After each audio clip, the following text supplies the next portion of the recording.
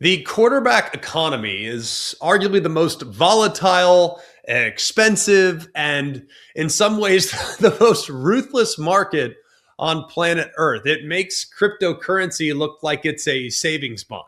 It makes the New York Stock Exchange look like a lemonade stand. I mean, this January, we've watched the entire college football world kind of lose their collective mind trying to find the guy who's going to be under center or in the shotgun for you next year. And if you paid attention, if you really looked at the moves, you saw just how much the sport has kind of fractured into these different philosophies. And it's not that one way is right, one way is wrong. I think it depends on the team.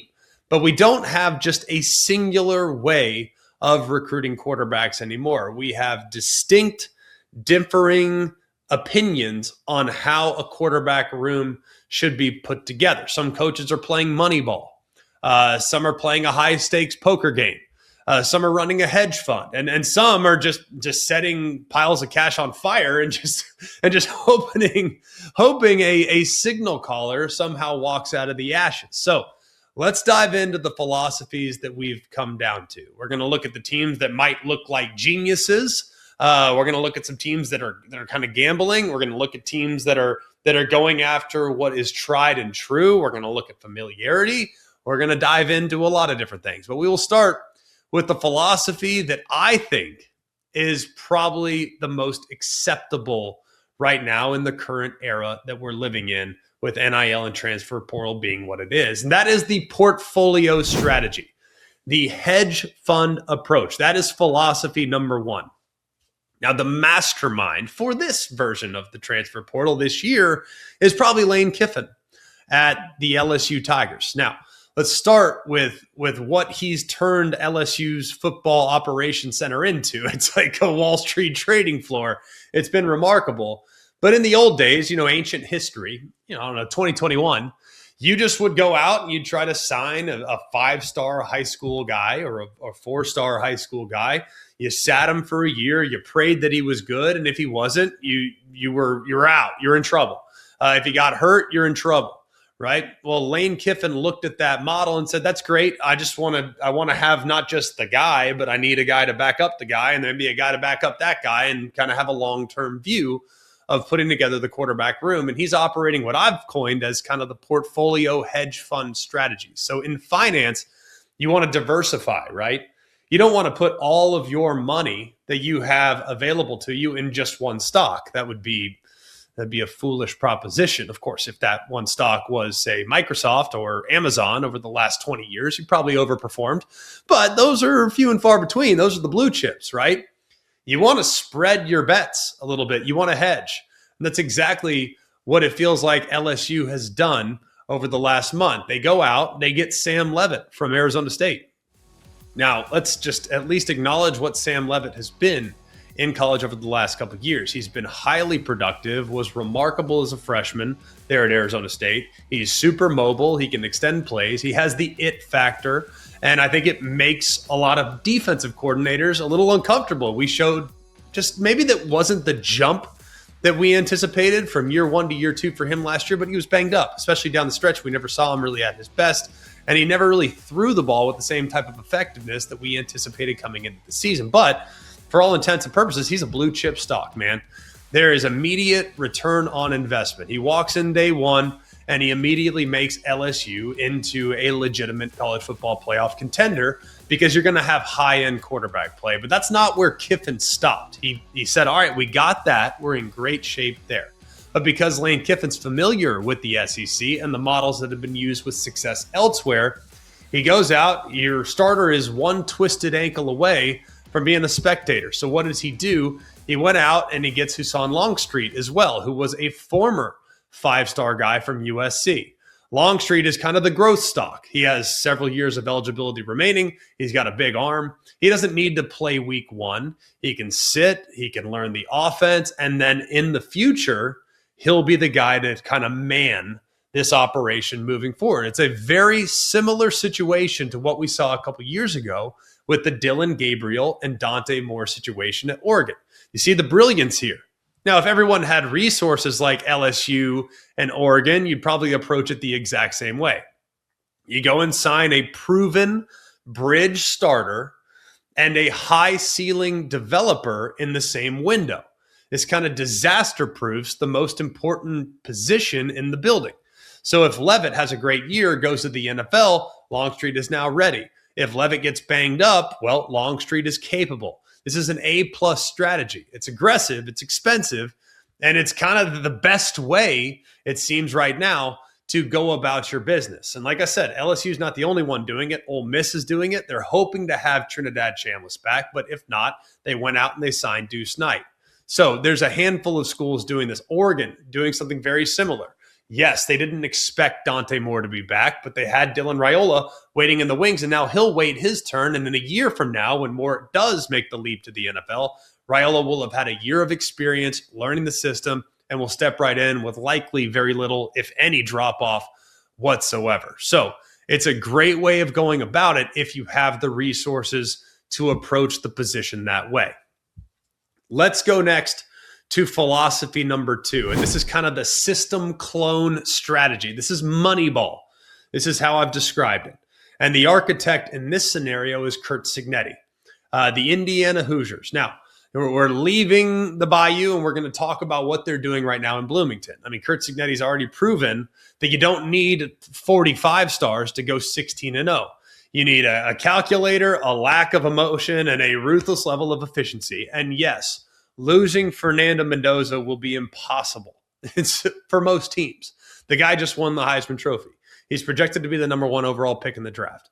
He's unbelievable and played so well down the stretch and propelled them to the school's first ever national championship. You would think that fans from the Hoosiers would be panicking. Understandably, who wouldn't be panicking when you lose a guy that was that efficient? But Curt Cignetti's not concerned.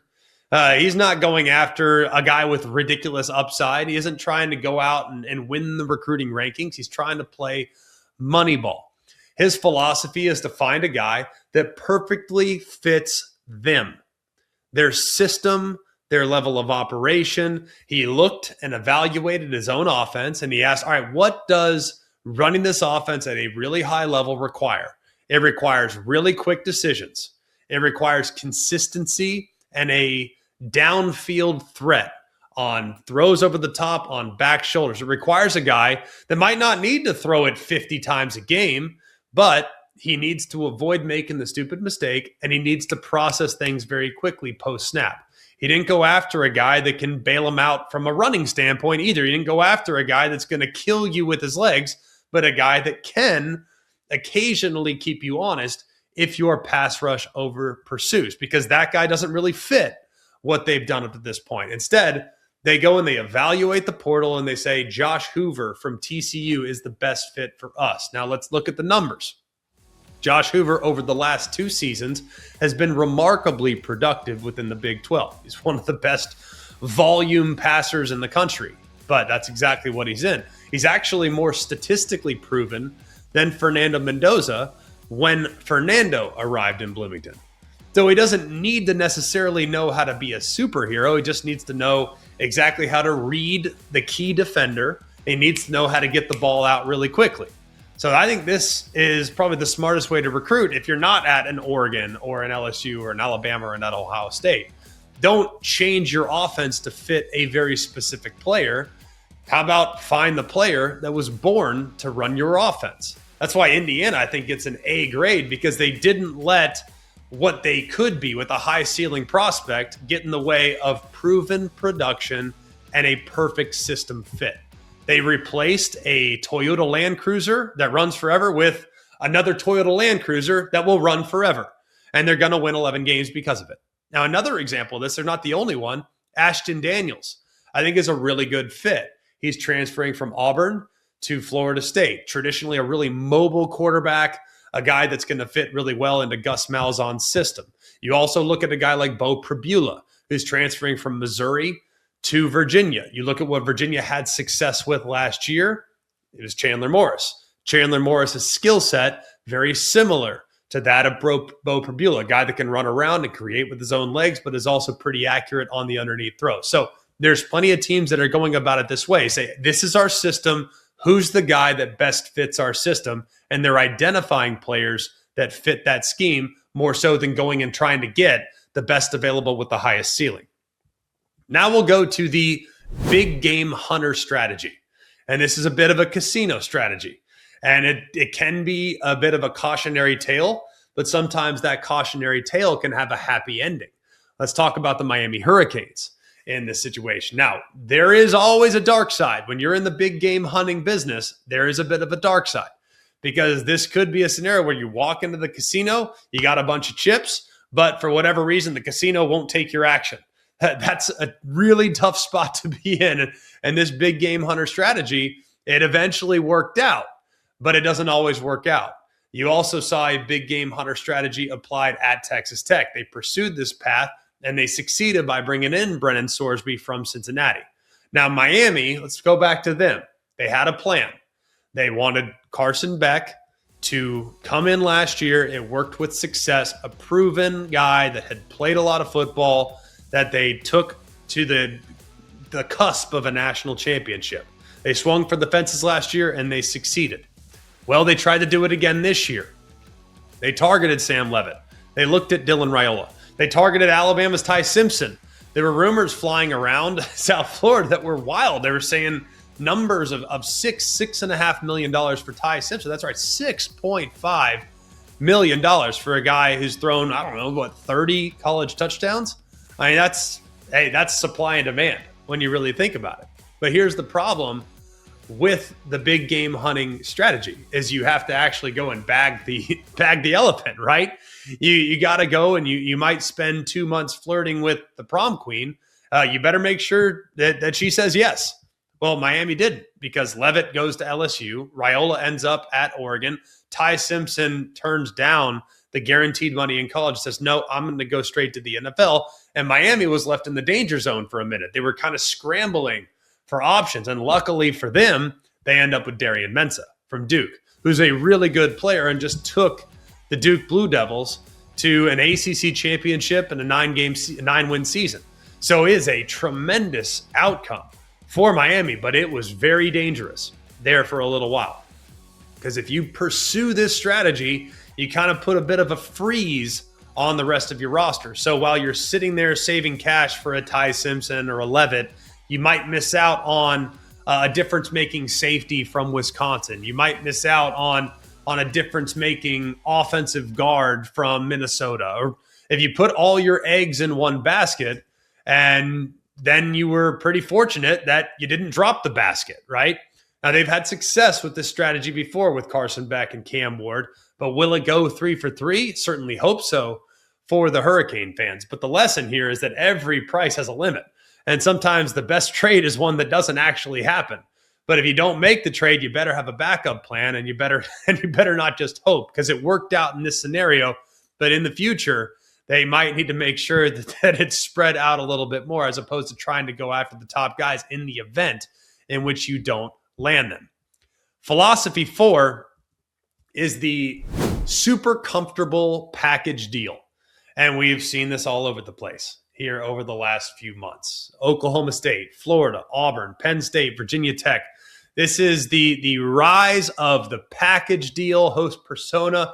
Hey, this is all, we talked about hedge funds, we talked about Moneyball, we talked about big game hunting, but a philosophy that's kind of swept the 2026 off season is less about economics and more about just romance. I love what I got. I'm not going to mess with happy. This is a good situation. I know what I'm getting. And this is the package deal, the marriage. Now, in the old days, a coach would take a new job and kind of had to awkwardly date the roster that he inherited. It was weird in some cases. And it took a few years to basically say, yeah, these guys aren't really my guys. Like, I got to go kind of recruit what fits me. Well, with the portal, you have the option of kind of resetting your roster and bringing a lot of guys with you. And we've seen it in a bunch of places. And coaches in 26, they're not dating. They're just bringing their spouse along with them. And we've seen a massive wave of head coaches and coordinators arriving at their schools that just hired them with their hand-picked quarterbacks already in their luggage. It's efficient, it's immediate, and it kind of tells us exactly what the offensive plan is going to be. And these guys can help implement this offensive plan, with the quarterback being an extension of the play caller or the head coach. We'll start with Oklahoma State. The couple here is Eric Morris and Drew Mestemaker, the head coach and the quarterback, respectively. Look, Oklahoma State fired Mike Gundy because things kind of got stale offensively. They go out and they hire Eric Morris from North Texas, and he didn't come alone. He brings his quarterback, Drew Mestemaker, who ran his system to perfection in Denton. Now, this is a plug-and-play marriage. Mestemaker knows every nuance of this offense. He knows the tempo. He knows how Eric Morris likes his steak cooked. Like, there is no learning curve in Stillwater this spring. They're just installing a system that's been run with success and could all of a sudden immediately score 40 points a game. You also have a culture carryover in Penn State, where you have Matt Campbell, who was the head coach at Iowa State for a while, and his quarterback, Rocco Beck. Now, Penn State fans kind of wanted a culture change, and Matt Campbell, he brings that process-oriented approach of doing more with less, finding the diamonds in the rough, developing, creating a great sense of physicality, toughness, all this other stuff. But he also knew that he had to have an extension of him on the field to help enforce what it is that he's implementing. Enter Rocco Beck. Now, Rocco Beck wasn't the flashiest quarterback in the portal, but he's going to be the coach's voice in the huddle. And when Campbell yells at the offensive line or the wide receivers in practice, Beck can just nod because he's heard that speech for 3 years, right? He knows how it's supposed to look, and this will immediately stabilize the offensive side of the football. You also have another example in what we're seeing at Auburn with Alex Golesh, the new head coach, bringing his quarterback, Byron Brown, from South Florida. Look, Auburn fired Hugh Freeze because the quarterback play was problematic over the last couple of years. And Alex Golesh runs a system that requires a very specific set of skills. You want to run fast, throw it deep, you want to play fast, you want to execute, and Byron Brown did exactly that for him in their time together at USF. Now, this is a really interesting marriage because if you look at what Brown has accomplished, he's a really capable runner. He's a highly effective thrower. They're not rebuilding at the quarterback position. They are improving the quarterback position immediately. Now, people will say, well, it's the American and it's a step up to the SEC. No doubt about it. But you couldn't ask for a guy that is more comfortable or more familiar with what his quarterback coach and head coach wants, which is really, really helpful, I think, as they transition with a whole new host of characters around them as well. You also have another relationship at Virginia Tech where there's some familiarity, where James Franklin, the head coach now at Virginia Tech, brings Ethan Grunkemeyer from Penn State with him. Look, we know James Franklin got fired by Penn State. We know Virginia Tech all of a sudden swooped in and grabbed him. So what did Franklin decide to do? He goes out and he gets Ethan Grunkemeyer, a young, very talented quarterback that had some good moments last year, recruited him to State College. He said, nope, now you're going to come with me. You're going to be my guy at Virginia Tech. So you get the franchise quarterback of the future, and Grunkemeyer gets to play for the guy that believed in him first. So you can expect them to play with kind of a chip on the shoulder mentality, considering both those guys at times there were doubts about them overall, and especially them working together. There is also some examples of a coordinator connection, and that's best on display at Florida, where the couple is the offensive coordinator, Buster Faulkner, and the quarterback, Aaron Philo. Now, it's not just the head coaches. Summerall, the head coach, Summerall, went out and hired Buster Faulkner to run the offense. Then Faulkner went out and grabbed Aaron Philo, a guy that fits this mandatory explosive philosophy perfect. It's about trust. And Summerall is going to do what he needs to do to make sure the roster is organized, but he knows that the offense needs to work. He knows the offense needs to be explosive, and he is trusting his coordinator to bring a guy that he identified and had played a little bit for him the last few years. And Faulkner was given the freedom to go to Summerall and say, all right, hey, you guys could go work on the defense and work on the other positions and put this roster together. I got the quarterback. We're going to be just fine. And the recruiting rankings are great. The stars are shiny, but in 2026, familiarity is a really valuable currency. And these coaches aren't just betting on potential, they're betting on partners that they already trust. And in the chaotic world of college football, that trust goes a long way. And then you have the culture flip, long runway philosophy that we're seeing in a few places as well. Look, some places are going to rely on the portal in some cases. Well, some places, they have to offer up something a little more. They have to say, all right, you can come right in as a true freshman, you can start.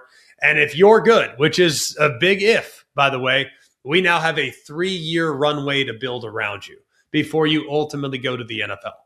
In a perfect world, that's how it'll work out for the Vanderbilt Commodores. I can't believe this. One of the most shocking recruiting wins of the 2026 cycle belongs to Vanderbilt. I mean, Clark Lee, in an era that is kind of addicted to the portal, the microwave dinner of roster building, Vanderbilt said, all right, we'll take the 5-course meal and we are going to cook from scratch. And it might take a little time, but eventually, when we rise up again in 2 or 3 years, we're going to have a quarterback that has played a lot of football for us that has a really high ceiling. They go out and they get one of the number one quarterback in the country, depending on the service, and that's Jared Curtis, who isn't just a guy. I mean, he can go. This is usually the kind of prospect that will go to Athens or Columbus or to Tuscaloosa. He's going to Nashville because Clark Lee sold him on something different. He sold him on being the savior. He sold him on the legend of Diego Pavia. He said, you can go to Georgia and be the next in line, or you can come to Vanderbilt and be the guy right now. And then in time, maybe we'll build a statue for you. That's a massive gamble.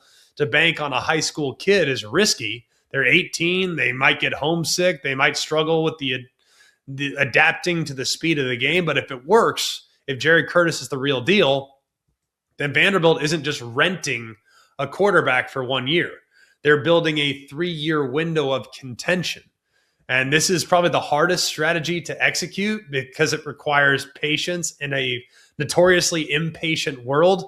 But you got to appreciate how they've approached this as well.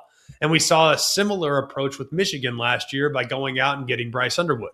Now, you can afford to do it at a place like Vandy because the expectations aren't to compete for the national championship every year. Like, you have a little bit of runway with the goodwill that was built up last year, but you do not have the luxury of doing that at very many places, which is why there are very few places that are willing to bet right now on a true freshman quarterback with a really high ceiling. So here's the bottom line. As we look at the landscape of 2026 and who's winning, right now, the guys that are winning are the guys that have a plan. And the guys that are sticking to that plan, regardless of where the ball bounces. Like Lane Kiffin is likely going to win because he understands volume, he understands risk management, and he's built a QB room that could survive a nuclear winter. I mean, they have depth, they have talent, and they have backup plans. Curt Cignetti is winning because he really understands his own offensive philosophy. He didn't buy a Ferrari to plow a field. Like, he knows what's required for his offense to be executed at a ridiculously high level. He goes out and gets that guy. You go with a high risk, high reward guy like Miami, it might work out. But had you missed on Darian Mensah, had Duke's lawyers lawyered up and kept him in Durham, you might be in a really tricky spot here going into the 26 season. It worked out, but it might not always work out if that's the approach you take. And then for Vanderbilt, they're dreaming big. And the quarterback spot isn't just about kind of throwing the ball. It's about asset allocation. It's about risk management. It's about understanding your own market cap. And the teams that are playing for championships in January, they're the ones that have a great understanding of this. The teams that don't, well, they're the ones that are in trouble come November, and their coach is constantly being questioned about the decision they made in the offseason about who their quarterback is going to be.